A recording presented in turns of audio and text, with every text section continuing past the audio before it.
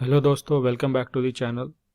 आज हम लोग डिस्कस करेंगे ये आयरन कॉन्डोर क्या होता है, आयरन कॉन्डोर किसे कहते हैं, इस स्ट्रैटेजी में क्या क्या एडवांटेज और डिसएडवांटेजेस हैं। आयरन कॉन्डोर बेसिकली जो हम लोग स्ट्रैंगल डिप्लॉय करते हैं, तो स्ट्रैंगल को अगर दोनों साइड से हम लोग हेज कर दे तो जो अनलिमिटेड लॉस होने का चांस रहता है ब्रेक इवन पॉइंट्स के बाद कोई भी अनएक्सपेक्टेड मार्केट मूवमेंट में, तो वो हेज कर देने के बाद क्या होता है कि वो अनलिमिटेड लॉस लिमिटेड में कन्वर्ट हो जाता है। तो हमें एक अनएक्सपेक्टेड लॉस से बचा जा सकता है, एक बहुत बड़े लॉस से बचा जा सकता है अगर कुछ एराटिक मूवमेंट मार्केट में अचानक से हो गया तो।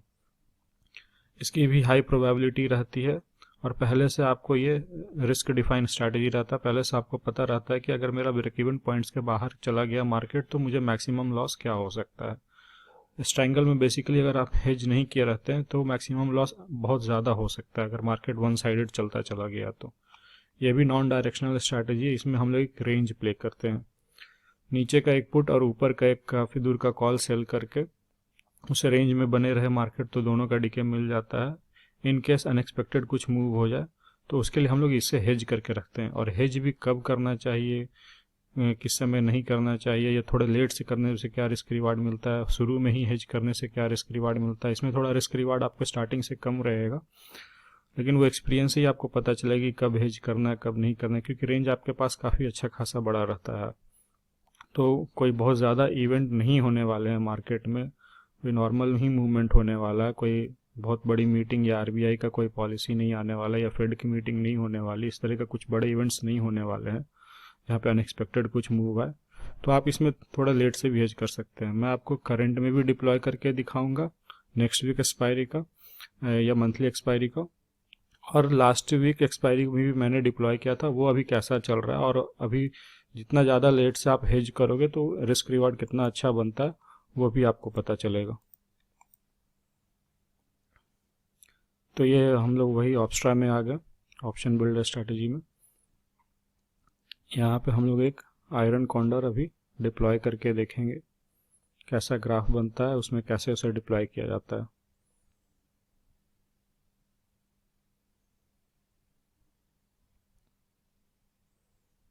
निफ्टी में मंथली एक्सपायरी का हम लोग एक स्ट्रैंगल डिप्लॉय करते हैं। स्ट्रैंगल के बाद जब हम उसे हेज कर देंगे तो वही आयरन कॉन्डोर हो जाता है।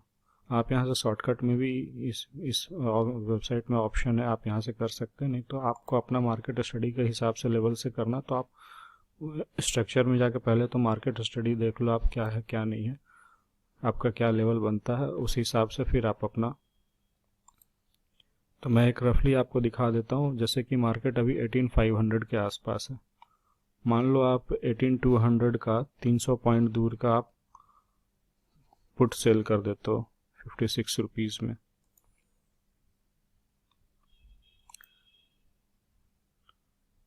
थ्री 300 पॉइंट्स का दूर का पुट सेल कर दिया और 300 पॉइंट्स का दूर का कॉल सेल कर देना है, तो 18,800 का कॉल हमने सेल कर दिया।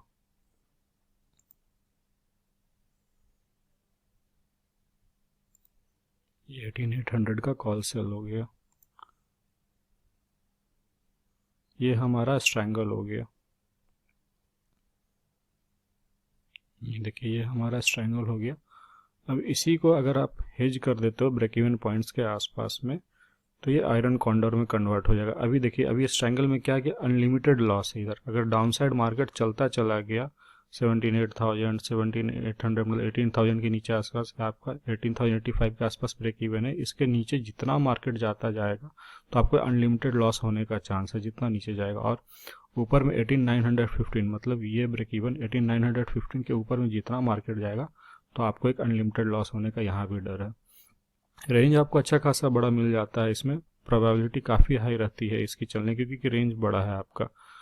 लेकिन कुछ भी अनएक्सपेक्टेड मूवमेंट अगर हो गया किसी भी कारण से, कोई इवेंट से या कोई वॉर के कारण से, तो इसमें आपको अनलिमिटेड लॉस हो सकता है क्योंकि मार्केट डायरेक्शनल हो जाएगा किसी साइड में। तो उसे अगर हमें सेफ गार्ड करना है तो इसे हेज करना होगा। तो 200 पॉइंट दूर आपके हिसाब से आप कितना कैसा हेज कर सकते हो, तो मैं यहाँ बेसिकली 200 पॉइंट दूर का हेज करता हूँ।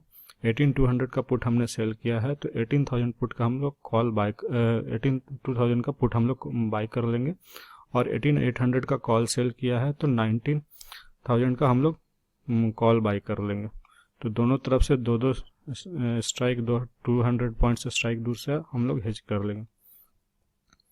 18,000 का कॉल हम लोग बाय कर लेंगे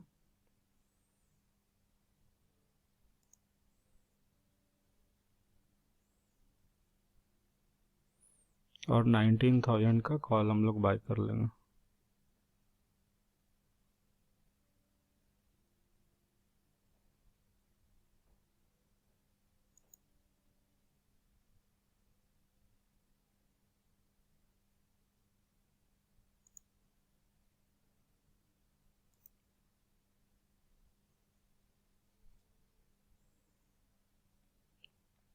ये देखिए, अब ये अनलिमिटेड लॉस से लिमिटेड लॉस में आ गया। यहाँ पे मार्केट किसी भी साइड चला जाए आपको मैक्सिमम लॉस 7,000 ही हो सकता है। और अगर इस रेंज में मार्केट रह गया, बीचों बीच रेंज में रह गया, तो ये 2,950 का प्रॉफिट हो गया।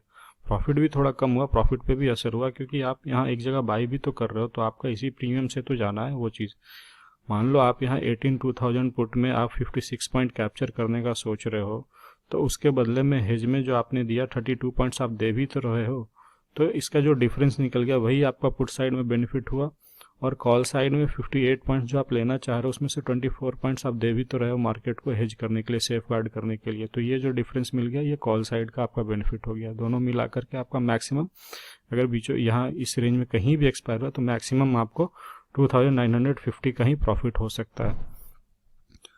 इसमें आपको रिस्क रिवार्ड कुछ खास नहीं मिलेगा, लेकिन प्रोबेबिलिटी ठीक रहती है। 50% से अबव की प्रोबेबिलिटी है कि मार्केट ज़्यादातर इसी रेंज में एक्सपायर होने का चांस रहता है, क्योंकि रेंज आपको अच्छा खासा बड़ा मिल जाता है।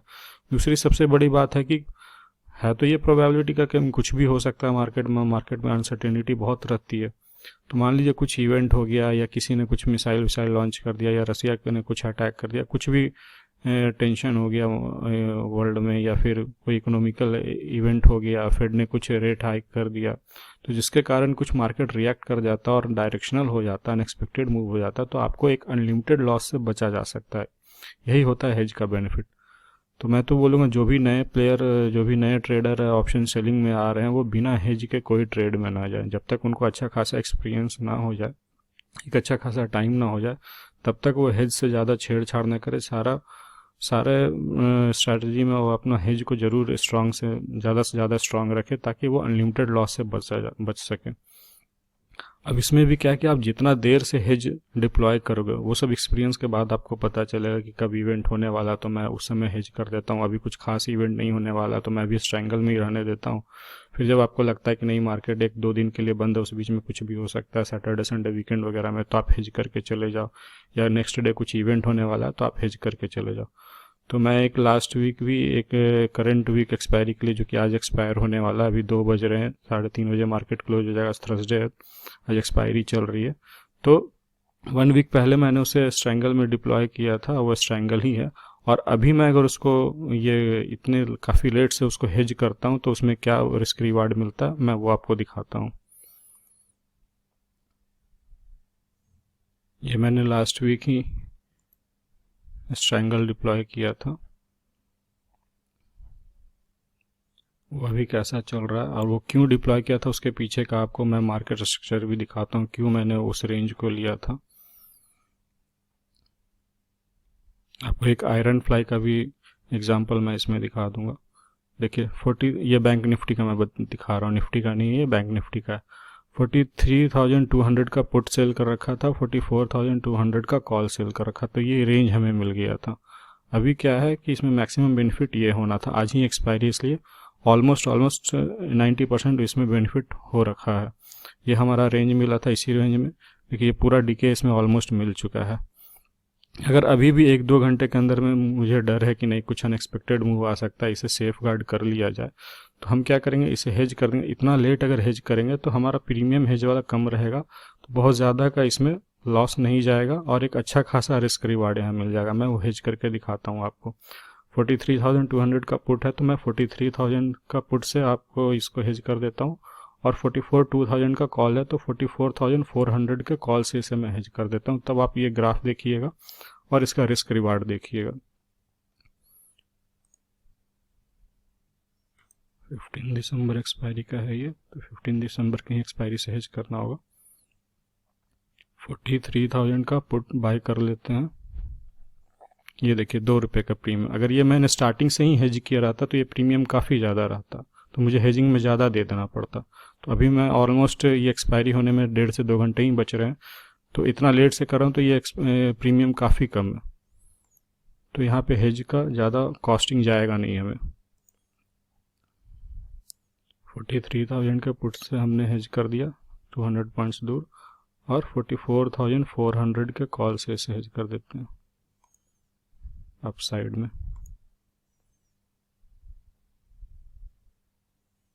अभी देखिए ये कितना अच्छा रिस्क रिवार्ड बन गया।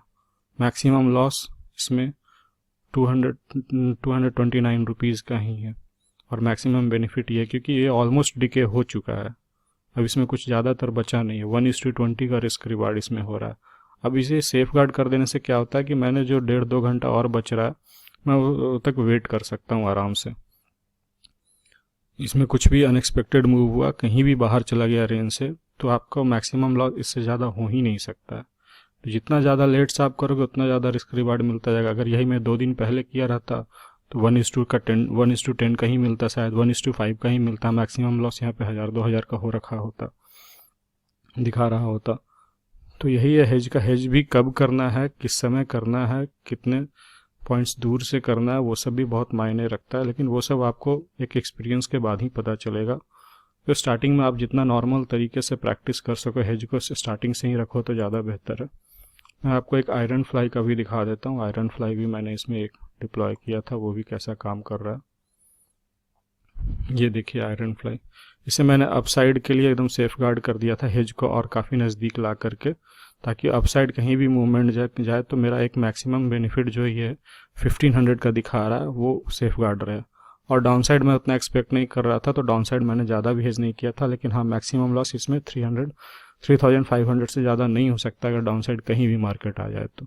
ये प्रॉपर हेज है, और मार्केट अभी इस बीच में है 43,800 के आसपास में है। 44,000 के आसपास का मैंने ये आयरन फ्लाई डिप्लॉय किया था। देखिए 44,000 का पुट, 44,000 का कॉल, दोनों से स्टार्टिंग में हेज ये था 43,400 के पुट से, और 44,600 के कॉल से हेज किया था।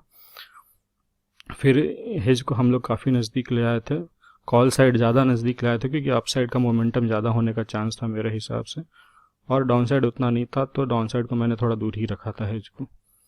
तो अभी ये बीच में एक्सपायर कर रहा है, अभी 4,505 का प्रॉफिट इसमें शो कर रहा है। तो ये मैंने क्यों डिप्लॉय किया था, इसके पीछे का मैं मार्केट स्ट्रक्चर, अपना टेक्निकल एनालिसिस भी आपको दिखाने का कोशिश करता हूँ। बैंक निफ्टी के चार्ट पे चलते हैं हम लोग।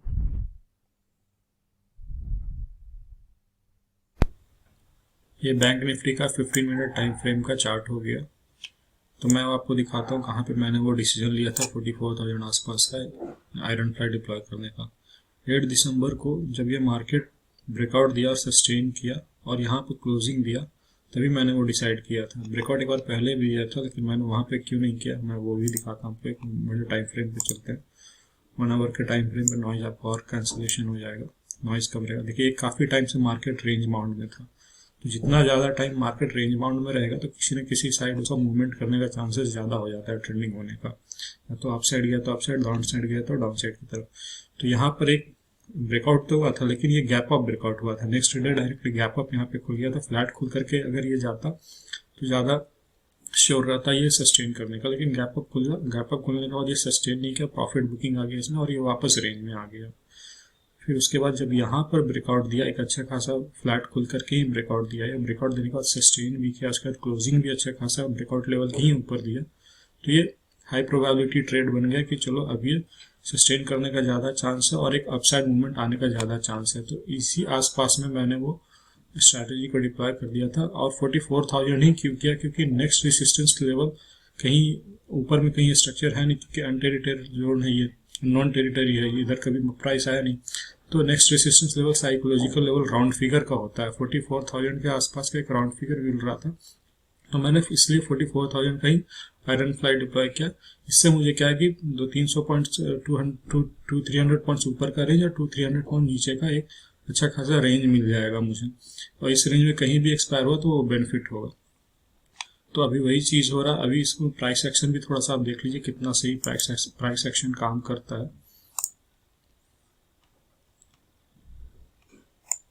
यहाँ ब्रेकआउट दिया, ब्रेकआउट देने के बाद सस्टेन किया, क्लोजिंग अच्छा खासा दिया।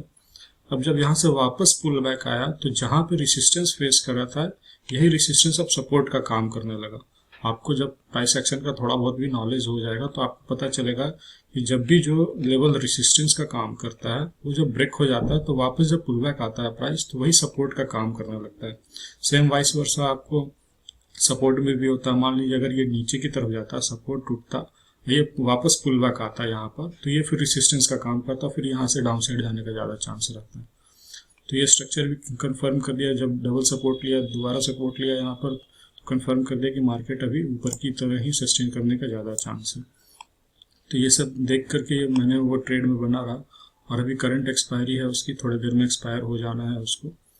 तो ये मेरा आपको तो एक शॉर्ट व्यू बनाना ही पड़ेगा, मार्केट व्यू बनाना ही पड़ेगा कि आपको बुलिश ट्रेड लेना है या बियरिश ट्रेड लेना है या आपको एक रेंज प्ले करना है। तो जब तक आपको थोड़ा टेक्निकल एनालिसिस का नॉलेज नहीं हो तब तक वो मुश्किल है, क्योंकि पहले आपको मार्केट व्यू बनाना पड़ेगा, उसी हिसाब से आपको उस मार्केट व्यू पे सबसे बेस्ट स्ट्रैटेजी क्या डिप्लॉय हो सकता है, फिर आपको वो डिप्लॉय करना पड़ेगा। चलिए, थैंक यू दोस्तों, मैंने बहुत हद तक कोशिश किया। मैंने टेक्निकल एनालिसिस पे कोशिश करूंगा कि एक अलग से उसको सीरीज बनाऊंगा, कैसे उसमें पैटर्न होता है, कैसे रेंज ब्रेकआउट वगैरह होता है, कैसे ब्रेकआउट फेलियर होता है तो उसे कैसे ट्रेड करते हैं, ब्रेकआउट सस्टेन कर गया तो उसे कैसे ट्रेड करते हैं, मैं उसका एक अलग से सीरीज बनाने की कोशिश करूंगा। लाइक एंड सब्सक्राइब करें चैनल को, और जो भी आपका डाउट है आप कमेंट सेक्शन में कमेंट करके पूछ सकते हैं, मैं पूरी कोशिश करूंगा उसका रिप्लाई देने का।